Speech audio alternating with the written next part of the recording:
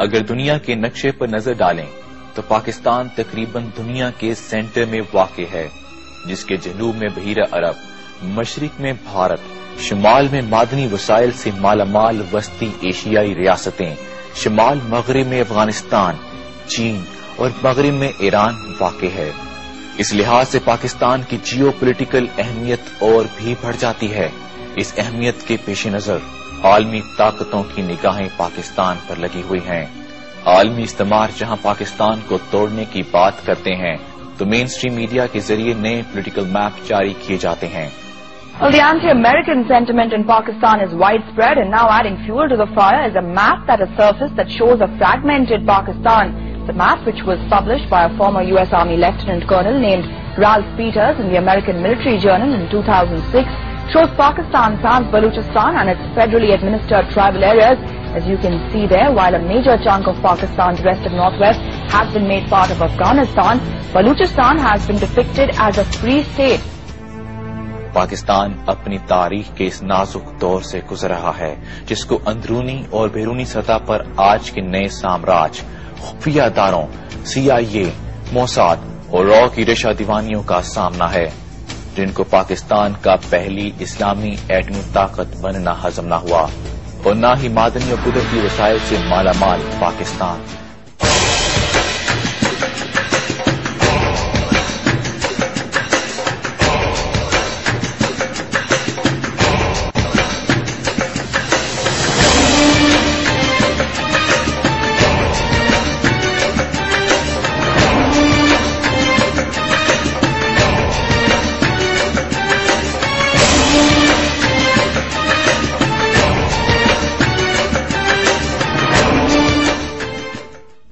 دراصل امریکہ پاکستان کو اپنے حصار میں لے کر جوہری اثاثوں کو ختم کرنا چاہتا ہے، جو کہ زائنسٹ ایجنڈے کے لیے سب سے بڑا خطرہ ہیں، تاکہ اسرائیل کی ایکزون موبل کے project new century for American کو عملی شکل دی جا سکے۔ اس پروجیکٹ کے تحت پاکستان کے جوہری اثاثوں کو ناکارہ کرنا، بلوچستان کو علیحدہ ملک بنوا کر گوادر پورٹ کو بلاک کرنا شامل ہے، تاکہ چین اور وسطی ایشیائی ریاستوں کو بحیرہ عرب کے ذریعے تجارت سے روکا جا سکے۔ اس پروجیکٹ کو عملی شکل دینے کے لیے پاکستانی اسٹیبلشمنٹ دانستہ یا غیر دانستہ طور پر ان کا اعلی کار بنی ہوئی ہے۔ پاکستانی اسٹیبلشمنٹ کے اس غیر ذمہ دارانہ رویے کی وجہ سے امریکہ نے نام نہاد سیکیورٹی وجوہات کی آڑ لیتے ہوئے اپنے اسٹریٹجک مفادات کے تحت اسلام آباد میں مزید 1000 میرینز کی تعیناتی کا منصوبہ بناتے ہوئے ترکی کی ایک فرم کے ذریعے امریکی سفارتخانے کے اندر 135 کمرے تعمیر کرائے ہیں، جس کی وجہ سے پاکستانی عوام میں بے چینی بڑھ رہی ہے۔ بعض ماہرین کے نزدیک اس بات کا خدشہ ہے کہ امریکی فوجیوں کی آمد ملکی سلامتی کے لیے بہت بڑا خطرہ بن سکتی ہے، اور امریکہ اب اسلام آباد میں منی پینٹاگون بنا کر اس پورے خطے کو کنٹرول کرنا چاہتا ہے۔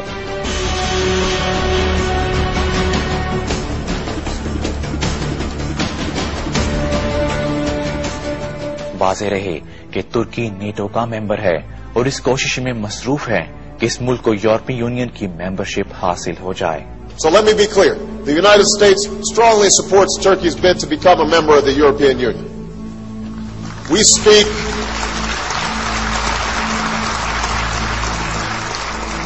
speak not as members of the EU, but as close friends of both Turkey and Europe.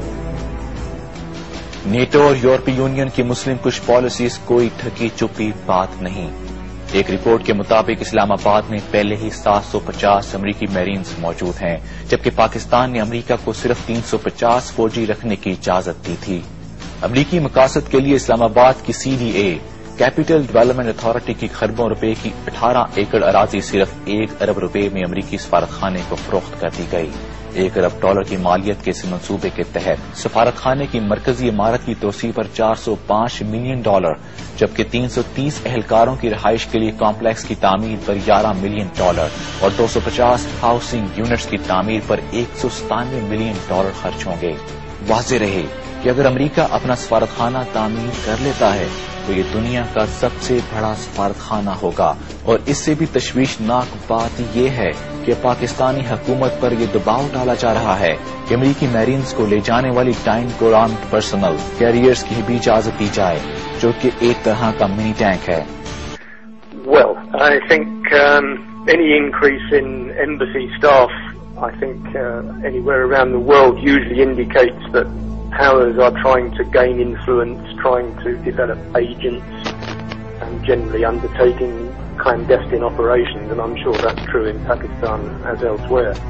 But I think to understand the motives behind that, ultimately this is a result of US policy in the region having destabilized the whole area, and Pakistan in particular.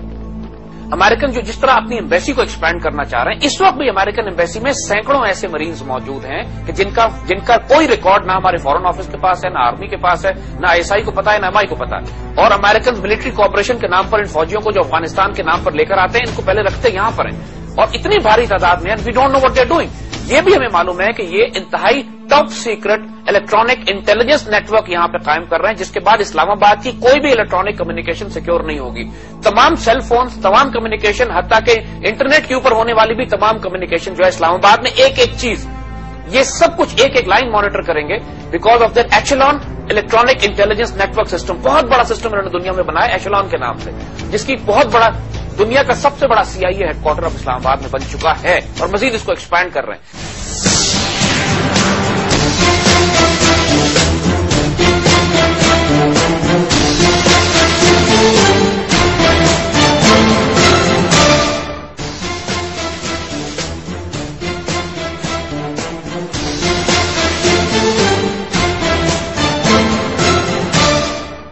वैसे इस 18 एकड़ पर सफारत खाने की तोसी के बाद इस्लामाबाद में अमरीकी सफारत खाना जो है वो चीन में अमरीकी सफारत खाने से भी बड़ा हो जाएगा, जहां इस वक्त अमले की तादाद सिर्फ 1450 के करीब है।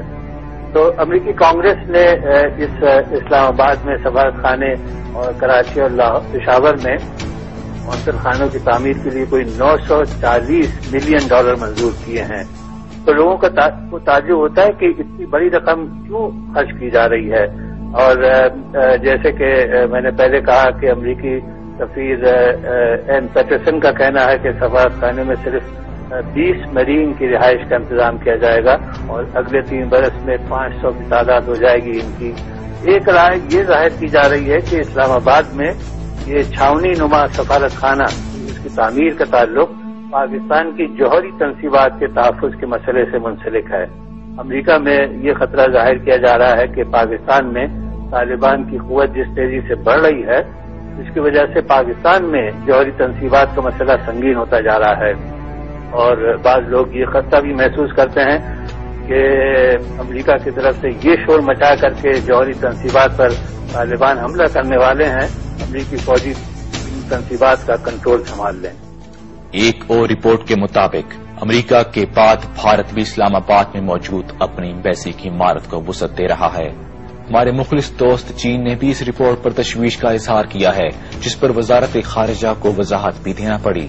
पिछले दिनों कुछ रिपोर्ट्स भी मंजरेआम पर थीं, जिनके मुताबिक भारत ने अपने सरमाए और वसाइल से कम और बेश 500 दहशतगर्दों की एक फोर्स तैयार की है।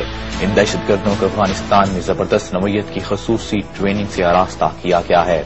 इस फोर्स की तैयारी का काम राव और हामिद करजई के ताउन से किया गया, जिसके लिए भारत ने $2.5 करोड़ फराहम किए। 500 अफराद की इस तरबियत याफ्ता फोर्स में पाकिस्तानी, अफगान और कुछ भारतीय भी शामिल हैं। इस फोर्स की तश्कील में जो मकासद पूरे किए